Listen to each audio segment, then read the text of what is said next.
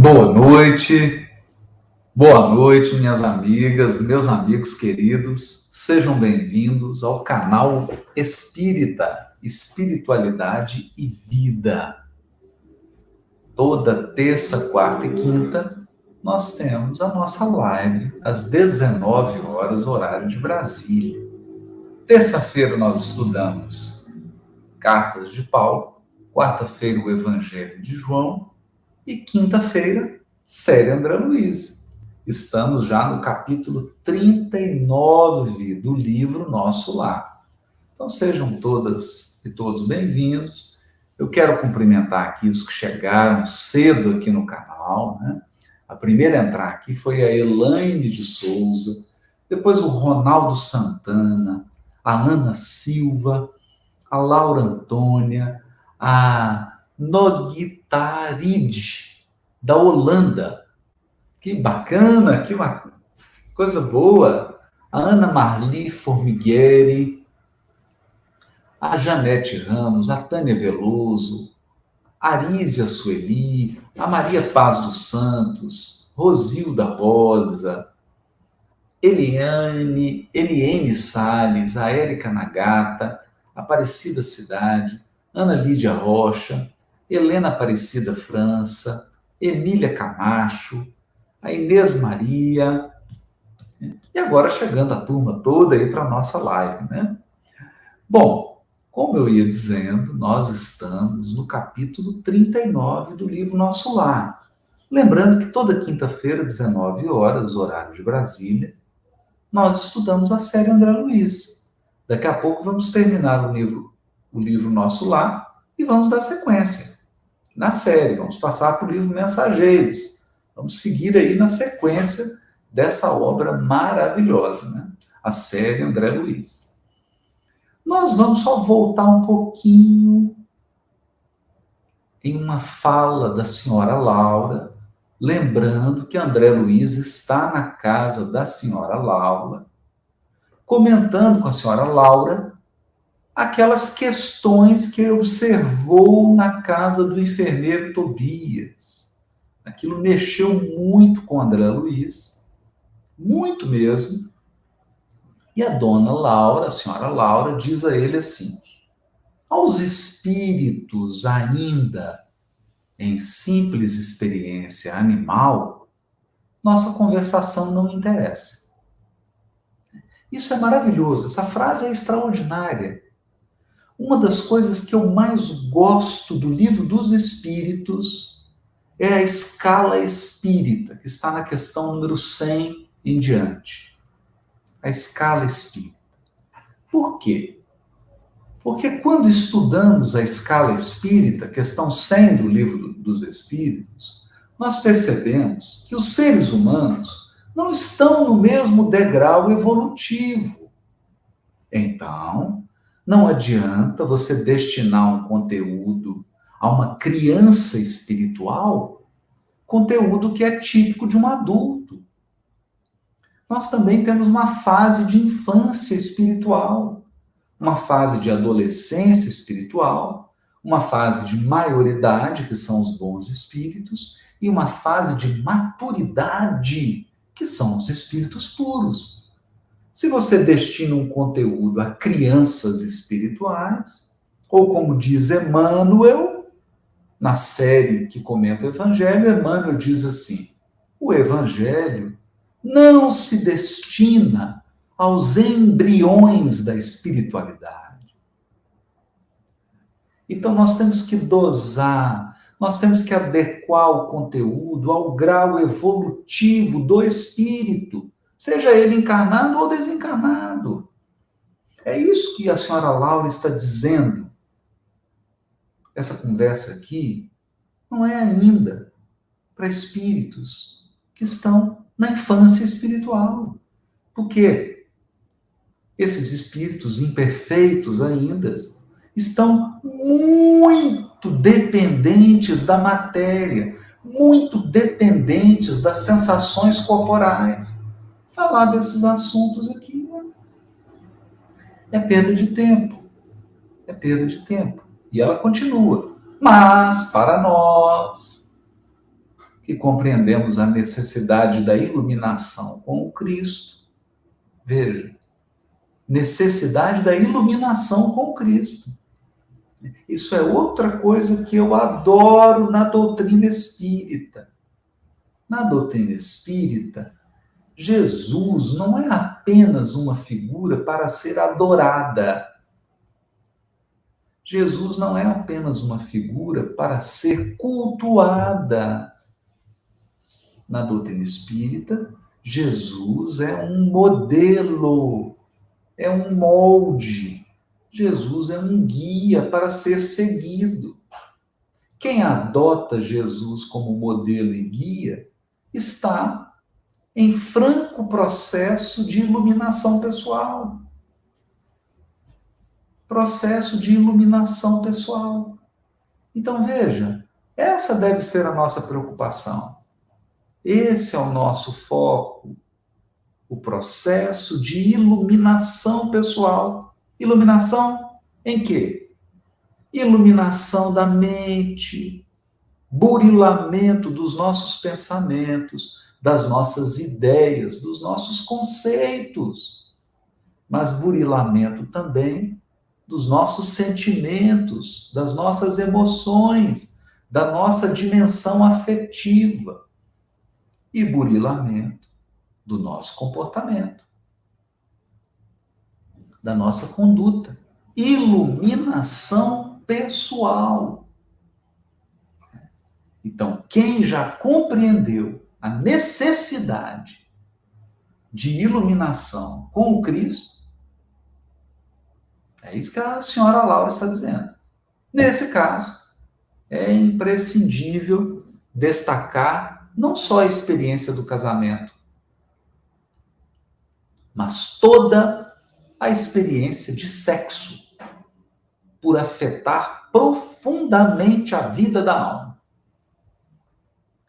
Então há um refinamento, há uma iluminação também da vida afetiva do espírito, das interações afetivas do espírito. É natural, e quando estamos ainda muito infantis espiritualmente, é natural que predomine as sensações físicas. E as relações afetivas serão relações baseadas nos sentidos físicos. Serão relações afetivas que têm por base apenas o corpo, apenas a aparência, apenas o prazer que os corpos podem proporcionar. No entanto, quando o espírito amadurece, não é que ele abandona isso, não é isso, gente. É que ele passa a querer um algo mais, uma cereja do bolo, que é o quê? A afetividade, a espiritualidade, né? O compartilhamento, não é? A cumplicidade, a parceria espiritual. Então, não perde a conexão corporal, a conexão dos sentidos, não se perde. Claro que não. Né? Mas você agrega outros elementos. A relação afetiva não é mais ditada apenas pelos aspectos das sensações físicas.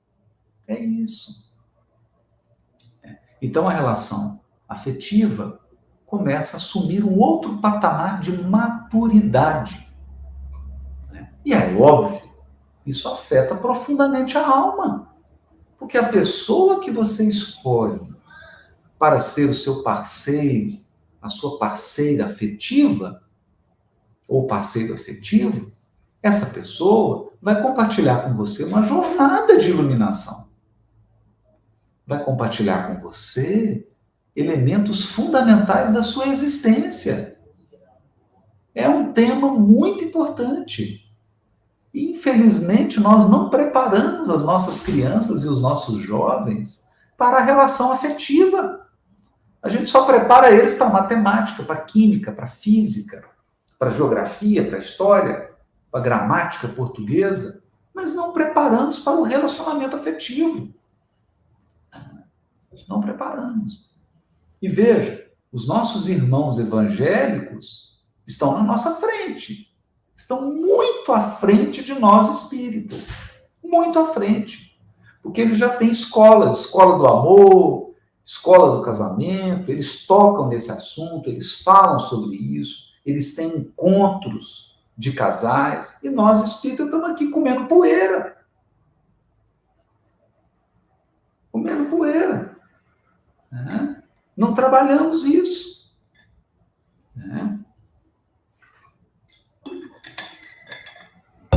Então, André Luiz, ouvindo isso, ouvindo a observação, não deixei de corar. André Luiz começou a sentir culpa. Por quê? Porque na encarnação, enquanto ele estava encarnado, ele abusou das energias sexuais. Ele agiu segundo padrões da época. Né? Padrões da época. Né? Olha, gente, a Elza Rossi está mandando um abraço para a gente, né? De Londres, da British Union of Spirit Societies, a BUS, né? Federativa do Reino Unido, a Federação Espírita do Reino Unido. Um abraço, Elza. Saudade de tomar um chá inglês com você. Então, ouvindo a observação, não deixei de corar, lembrando o meu passado de homem comum. Minha mulher fora para mim um objeto sagrado, que eu sobrepunha a todas as afeições. No entanto, ao ouvir a mãe de Lísias, ocorriam à minha mente as palavras antigas do Velho Testamento. Não cobiçarás a casa do teu próximo, não cobiçarás a mulher do teu próximo, nem o seu servo, nem a sua serva, nem o seu jumento, nem o seu boi, nem coisa alguma que lhe pertença. Então, o que ele começou a refletir aqui? Da conduta que ele tinha,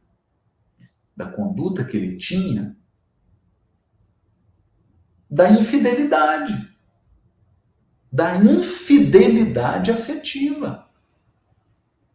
O grande desafio da humanidade terrena. Né? Os desmandos de ordem afetiva. Num instante, senti-me incapaz de prosseguir, estranhando o caso Tobias. A interlocutora, porém, percebeu minha perturbação íntima e continuou. Onde o esforço de consertar é tarefa de quase todos, deve haver lugar para muita compreensão e muito respeito à misericórdia divina que nos oferece tantos caminhos a retificações justas. Então, qual foi a postura da senhora Laura?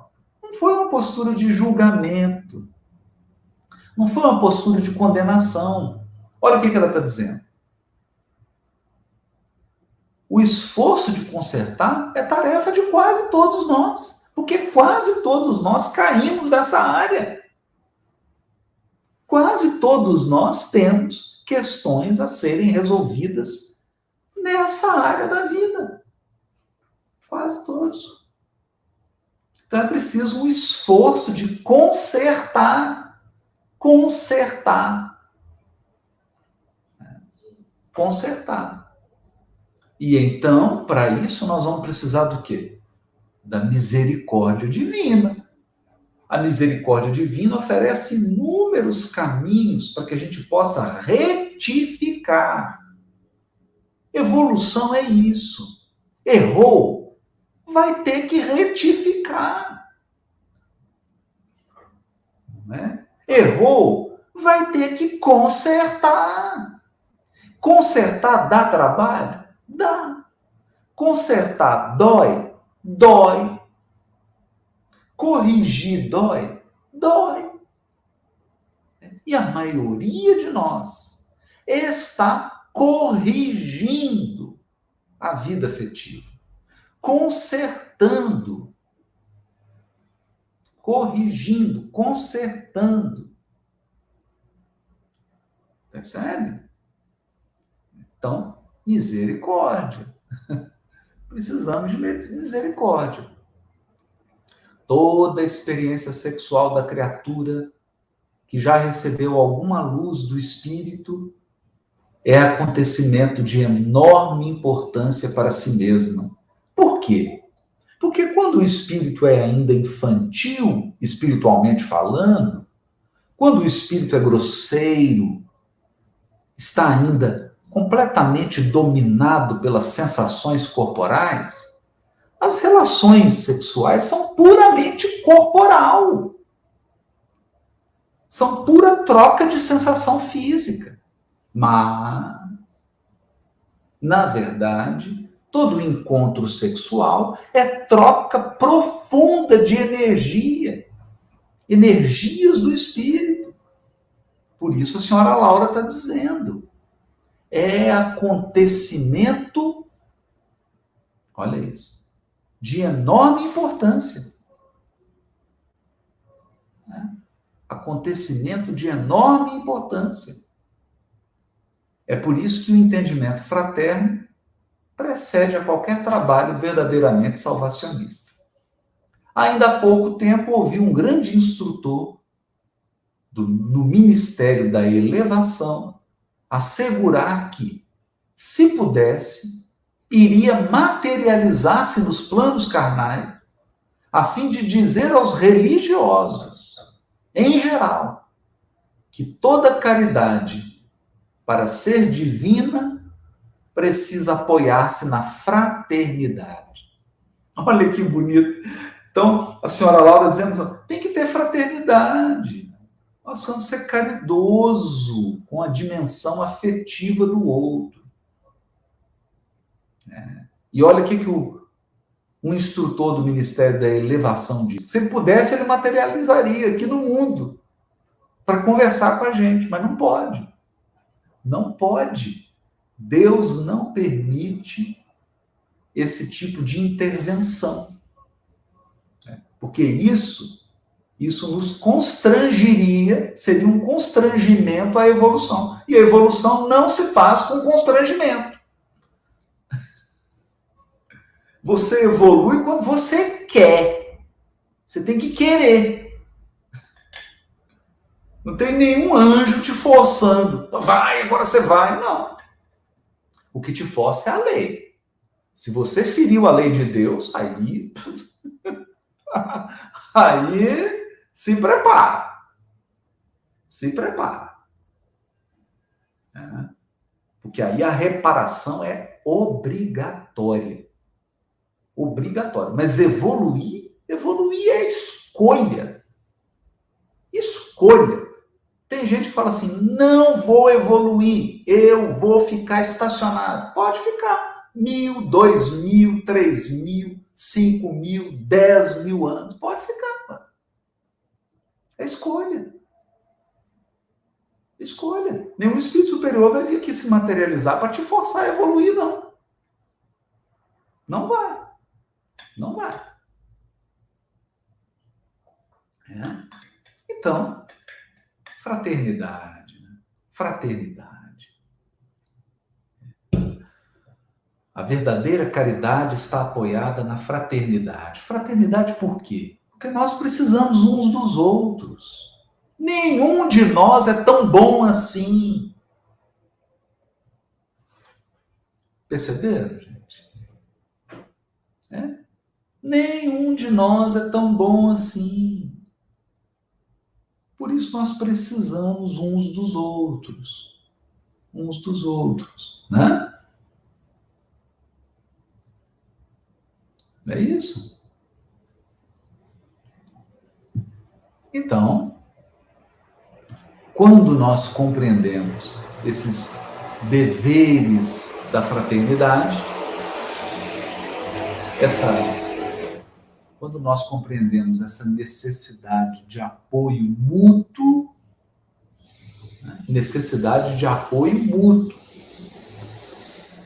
quando nós compreendemos isso, tudo fica mais fácil, né? Tudo fica mais fácil. Mas esse é o ponto, gente. Esse é o ponto. Nós temos que ficar muito atento a isso, né? Deixa eu só dar uma mexida aqui nessa luz aqui. Tá? Ele está variando a luz aqui. Pronto, eu tirei aqui do automático. Eu aproximava, ele mexia aqui. Eu tirei do automático. Não, tá alterando ainda. Mexer mais um pouquinho aqui. Espera aí.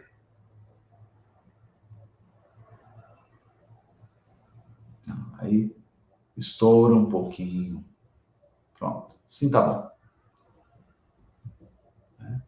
Então, nós temos que entender que com o apoio recíproco, com o apoio uns dos outros, nós vamos conseguindo vencer essas dificuldades, retificar o nosso passado e programar nosso futuro. Percebe? Então, o que a senhora Laura está dizendo para o André Luiz? Meu filho, sai da culpa. Sai da culpa. Tá ótimo que você reconheceu que você errou. Isso é importantíssimo. É o primeiro passo. Então, o primeiro passo é reconhecermos que erramos. Esse é o primeiro passo. Mas depois precisa avançar. Eu preciso sair da culpa. Sair da culpa e partir para a ação. A ação da corrigenda. A ação da restauração. A ação da recomposição do destino. Nós precisamos recompor o nosso destino. Recompor. Então, minhas amigas, meus amigos, não basta você ficar resgatando o passado. Não basta. Você precisa construir seu futuro. É isso que às vezes a gente não entende. E por isso que nós espíritas somos criticados. Ah, esse povo espírita só fala de débito, de resgate, de reencarnação. E é verdade. É verdade. Então não adianta. Não adianta você ficar só resgatando o débito. Tem que recompor o destino. Tem que construir o futuro. Como você faz isso? Fazendo novas escolhas. Aprendendo a escolher. Como é que você vai aprender a escolher? Pega o livro dos Espíritos aí, vai ler o livro dos Espíritos para você aprender a escolher. Porque antes você fazia escolhas só de encarnado.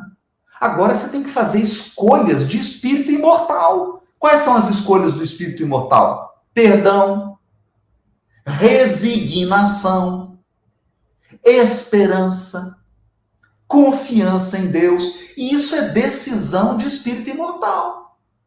Agora, o que é decisão de encarnado? Pessimismo, revolta, ódio, vingança, fofoca, maledicência, ficar controlando a vida dos outros, ficar dando pitaco na vida dos outros. Isso é escolha errada. Isso é escolha de encarnado. Agora, você é um ser imortal, então faça escolhas de imortal. Nós precisamos fazer escolhas de seres imortais. As suas escolhas têm que ser pensando que você vai viver para sempre. Você vai viver para sempre. Então escolha o que é duradouro. Escolha o que é verdadeiro. Escolha a bondade, a fraternidade, porque isso vai durar para sempre. O mal não dura. Todo mal será eliminado pela justiça divina. todo o mal que você praticar será eliminado pela justiça divina, ao custo de muita dor, de muitas lágrimas. De muitas lágrimas. Então, o que a senhora Laura está dizendo para o André Luiz é assim, filho, para de chorar o leite derramado.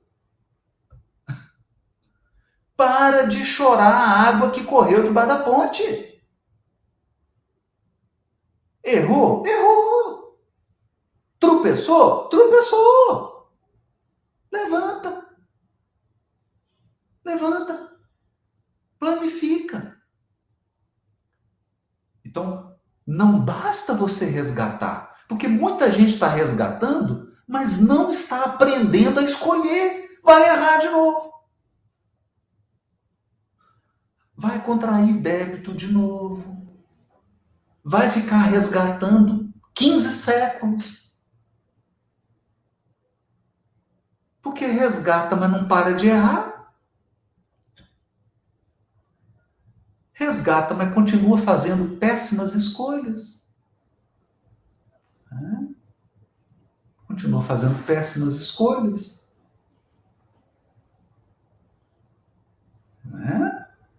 Então, nós temos que planejar.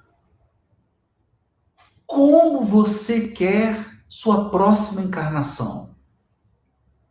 Como você quer? Você já parou para pensar nisso? Já parou para pensar nisso?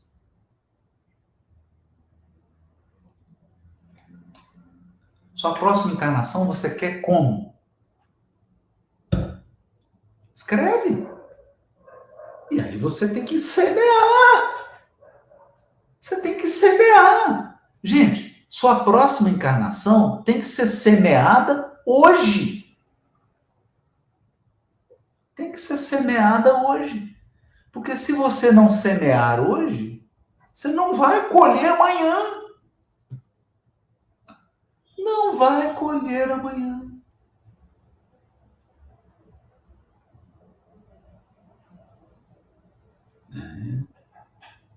Então, é isso. Planeja seu futuro. Resgata, mas recompõe seu destino. Recompõe. Nós estamos aqui encarnados para recompor o destino. Recompor. Então a senhora Laura percebeu que André Luiz já estava ficando muito sensível, ela percebeu que André Luiz estava sentindo profundamente, resolveu aliviar. Porque também a gente tem que saber a hora de parar. Tem que saber a hora de parar de dar conselhos. Tem que saber a hora de parar de fazer advertência. Então ela parou. Nessa altura, a dona da casa convidou-me a visitar Heloísa, ainda recolhida no interior doméstico, dando a entender que não desejava explanar outras minudências sobre o assunto. E depois de verificar as melhoras crescentes da jovem recém-chegada do planeta, voltei às câmaras de retificação, mergulhado em profundas cogitações. Então ele percebeu, a neta da senhora Laura estava já se recuperando, vocês lembram? Em capítulos anteriores, nós lemos sobre a história da netinha da senhora Laura. Ela tinha o mesmo problema. Desencarnou cedo, o noivo casou-se novamente e ela estava lá no mundo espiritual morrendo de ciúme. Mesmo drama do André Luiz. Mesmo drama. Mesma lição. André Luiz foi pensativo, foi trabalhar. Trabalhar nas câmaras de retificação. Agora, não mais me preocupava a situação de Tobias, nem as atitudes de Hilda e Luciana. impressionava-me sim a imponente questão da fraternidade humana. Olha só. O André Luiz saiu reflexivo sobre o poder da fraternidade humana. Vamos lá, gente. Vamos falar um pouquinho sobre isso. Antes da gente entrar no capítulo 40. Por que a fraternidade é tão importante? Vamos lá. Se você é da espécie humana, eu estou falando isso porque tem muito cachorrinho, muito gato assistindo a live aqui com seus donos, né? A Tiffany fica aqui vendo a live, a Kátia está com o cachorrinho dela aí também vendo a live, né? Então eu vou falar agora só para Homo sapiens, né? Só para seres humanos. Se você é da espécie humana, olha lá, a Juari está falando que tem 4 aí, né? Então tem muito bichinho aqui também assistindo a live, né? Mas eu quero falar com seres humanos. Se você é da espécie humana, assim que você nasce, se não tiver um outro ser humano para cuidar de você, você morre pouco tempo depois. Pouco tempo depois. Os bebês da espécie humana são absolutamente dependentes. Um bebê humano não sobrevive sem os cuidados de outro ser humano. Olha a fraternidade aí no início da nossa vida.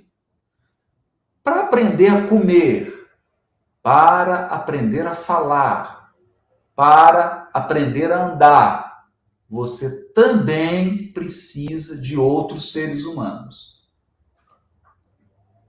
Para você sair de bebezinho até a idade adulta, você vai precisar da ajuda de dezenas e dezenas de pessoas. E mesmo depois da vida adulta, mesmo depois, constantemente você vai precisar de outros seres humanos para fazer o que você precisa. Por quê? Porque nenhum ser humano é autossuficiente. Nenhum ser humano se basta. Nenhum ser humano. Não é? Então a gente assiste aquele filme com Tom Hanks, Náufrago. Ele estava perdido numa ilha deserta, uma ilha em alto mar, né? Deserta não, em alto mar, né? E ele tem lá uma dor de dente. A sorte dele é que ele arrancou o dente. Eu queria ver se ele tivesse numa ilha perdida em alto mar, náufrago, e tivesse com a dor de um canal dentário. Como que você faz um canal dentário em você mesmo? Faz. Faz. Eu quero ver você fazer uma cirurgia cardíaca em você mesmo. Faz. Você faz. Não faz. Não faz. Então, nós dependemos de outros seres humanos. Nós dependemos. Dependemos. A nossa dependência é imensa. Existe uma interdependência. Por isso a fraternidade é tão importante.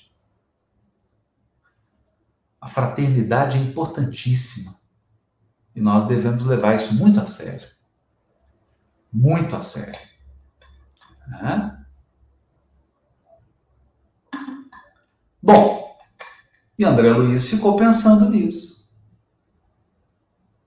Nesse aspecto extraordinário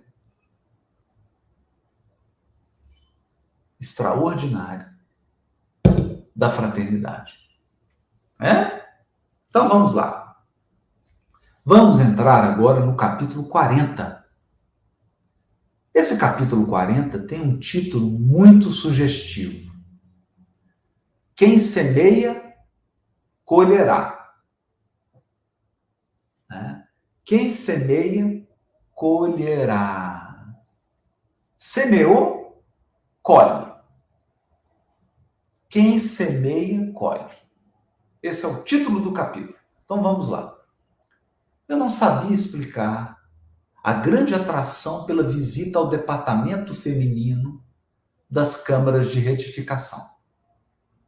Falei a Narcisa do meu desejo, prontificando-se ela a satisfazer. Olha isso aqui. Prestem muita atenção nesse primeiro parágrafo.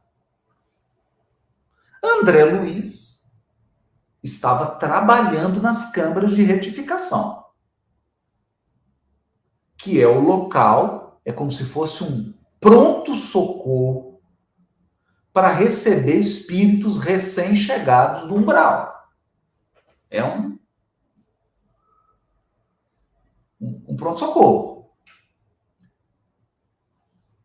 As câmaras de retificação estão divididas. Ala masculina, ala feminina. E o André Luiz começou a sentir uma vontade. Uma vontade grande, uma atração para visitar a ala feminina. Por quê? Por quê? Do nada. Começou a dar uma vontade. Nossa, eu queria ver a ala feminina. Queria lá visitar os doentes, os espíritos femininos que estão lá, recolhidos nas câmaras de retificação. E ele conversou com a Narcisa, com a enfermeira Narcisa. Começou a falar, Narcisa, estou com uma vontade, eu não sei explicar, uma necessidade de visitar. Bom, aí olha só. Olha o que a Narcisa disse a ele. Quando o Pai nos convoca a determinado lugar, disse bondosa, é que lá nos aguarda alguma tarefa. Olha o que a Narcisa falou para ele. Quando Deus nos convoca a determinado lugar, é que lá nos aguarda alguma tarefa. Já deu a indireta. Tem alguém lá nessa câmara de retificação, na ala feminina, tem alguém lá ligado a André Luiz. É isso que ela está dizendo. É isso que ela está dizendo. Cada situação na vida tem finalidade definida. Não deixe de observar este princípio em suas visitas aparentemente casuais. Desde que nossos pensamentos visem a prática do bem, não será difícil identificar as sugestões divinas. Ou seja, se você está em sintonia com o bem, porque é óbvio que Deus não vai te levar para praticar o mal. Quando você está praticando o mal, você está sozinho, você e seus obsessores. Não é? Mas quando você está em sintonia com a espiritualidade superior, você é guiado. Você é guiado. Aquilo que você precisa retificar, aquilo que você precisa corrigir, te atrai, te puxa. Quem semeia tem que colher. Tem que colher. A plantação que você semeou vai te atrair. Atrair para a colheita. Não é? No mesmo dia, a enfermeira acompanhou-me à procura de Nemésia, prestigiosa cooperadora naquele setor de serviço. Então a Narcisa apresentou a André Luiz a Nemésia, que a Nemésia cooperava lá na ala feminina. Não foi difícil encontrá-la. Filas de leitos muito alvos e bem cuidados exibiam mulheres que mais se assemelhavam a frangalhos humanos. Aqui e ali, gemidos lancinantes. Acolá, angustiosas exclamações. Nemésia, que se caracterizava pela mesma generosidade de Narcisa, falou com bondade. O amigo deve estar agora habituado a estes cenários. No departamento masculino, a situação é quase a mesma. Qual que é o cenário, gente? Quem, durante a sua encarnação, não cuidou da sua vida íntima, quando desencarna, a sua vida íntima é um vulcão em erupção. É isso. Todos os desequilíbrios que foram cultivados no sentimento, na mente, no comportamento, nas energias psíquicas, tudo isso vai se manifestar com toda a força. Então, o quadro era de sofrimento. Quadro de sofrimento intenso. Por quê? Por quê? Semeou espinhos. Semeou ilusão.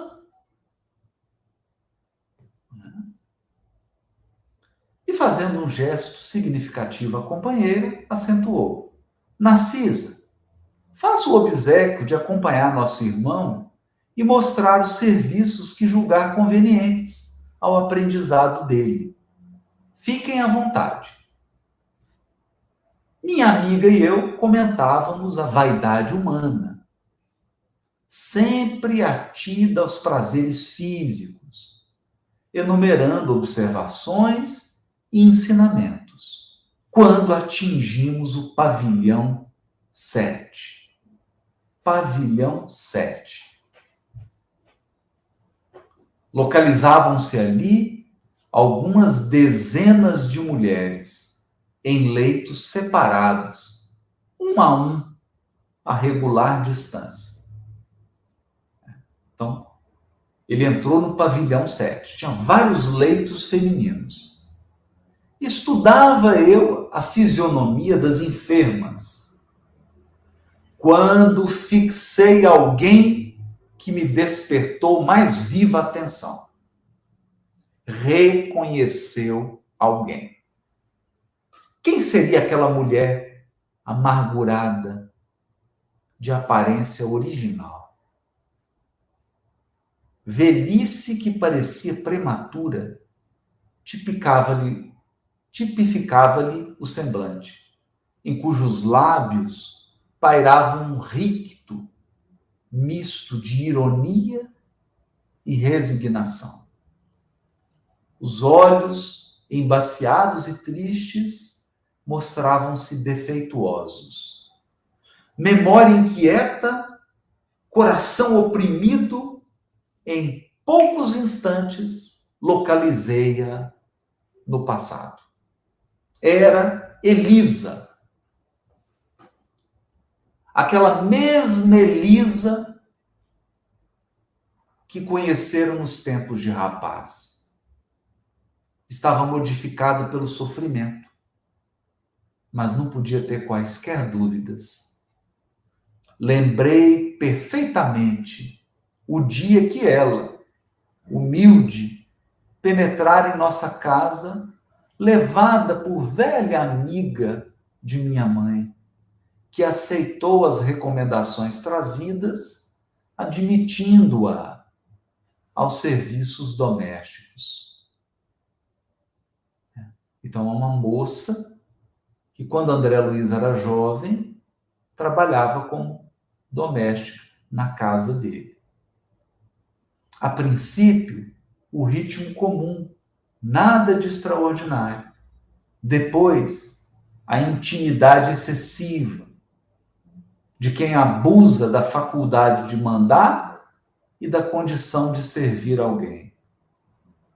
Elisa pareceu-me bastante leviana e, quando a sós comigo, comentava sem escrúpulo certas aventuras da sua mocidade, agravando com isso a irreflexão de nossos pensamentos. Recordei o dia em que minha genitora me chamou a conselhos justos. Aquela intimidade, dizia, não ficava bem. Era razoável que dispensássemos à serva generosidade afetuosa, mas convinha pautar nossas relações com sadio critério. Entretanto, estouvadamente, levara eu muito longe a nossa camaradagem. Sob enorme angústia moral, abandonou Elisa mais tarde a nossa casa, sem coragem de me lançar em rosto qualquer acusação. E o tempo passou, reduzindo o fato, em meu pensamento, a episódio fortuito da existência humana. No entanto, o episódio, como alguma coisa da vida, estava também vivo. À minha frente tinha Elisa agora, vencida e humilhada.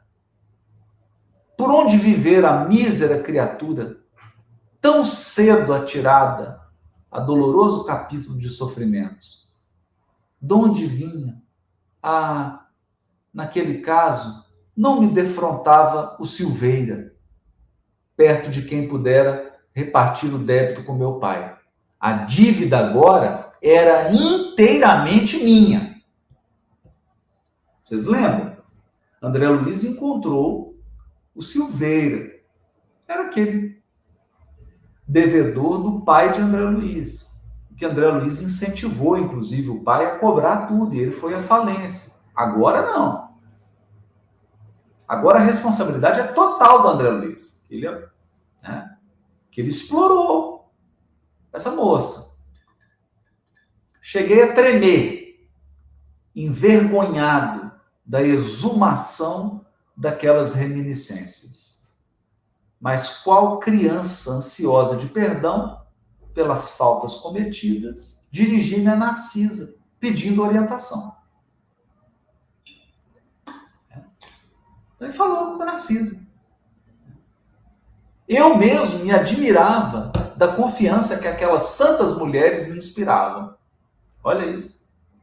Talvez nunca tivesse coragem de pedir ao ministro Clarencio as elucidações que pedira a mãe de Lísias.